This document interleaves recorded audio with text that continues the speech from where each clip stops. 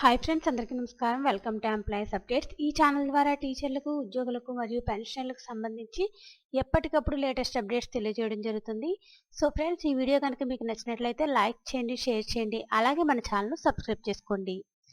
NPS పెన్షనర్లకు కొత్త నిబంధనలు, పెన్షన్ నిబంధనల్లో మరో మార్పు. నేషనల్ పెన్షన్ సిస్టమ్కు ఉపసంహరణ నిబంధనలకు సంబంధించి గణనీయమైన మార్పుకు గురైంది. ఈ మార్పు తక్షణమే అమల్లోకి వస్తుంది. వ్యక్తులు వారి ఎన్పీఎస్ ఖాతాల నుండి నిధులను ఎలా యాక్సెస్ చేయవచ్చో ప్రభావితం చేస్తుంది. ఈ కొత్త నిబంధనల వివరాలు తెలుసుకుందాం. పెన్షన్ ఉపసంహరణ విరామం. Pension fund regulatory and development authority జనవరి 12, 2024న ఎన్పీఎస్ ఖాతాల నుండి పాక్షిక ఉపసంహరణల కోసం సవరించిన మార్గదర్శకాలను వివరిస్తూ ఒక సర్క్యులర్ను విడుదల చేసింది. కొత్త నిబంధనల ప్రకారం ఎన్పీఎస్ ఖాతాదారులు వారి వ్యక్తిగత పెన్షన్ ఖాతా నుండి 25% వరకు నిధులను విత్డ్రా చేసుకోవచ్చు. వారి యజమాని చేసిన ఏవైనా విరాళాలు మినహాయించబడతాయి. అదనంగా ప్రతి ఉపసంహరణకు మధ్య తప్పనిసరిగా 5 సంవత్సరాల విరామం ఉండాలి.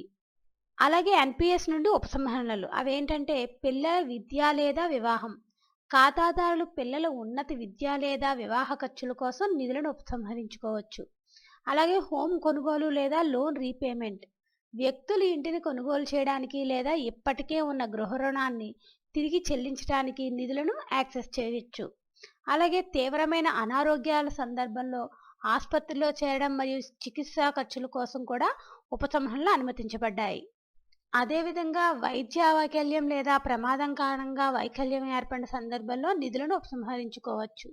అలాగే వ్యక్తుల వ్యాపార వెంచర్లు, స్టార్టప్లు, స్కిల్ డెవలప్మెంట్ ప్రోగ్రాంలు లేదా ఎడ్యుకేషనల్ కోర్సులను ప్రారంభించడానికి నిధులను ఉపసంహరించుకునే అవకాశం అయితే ఉంది.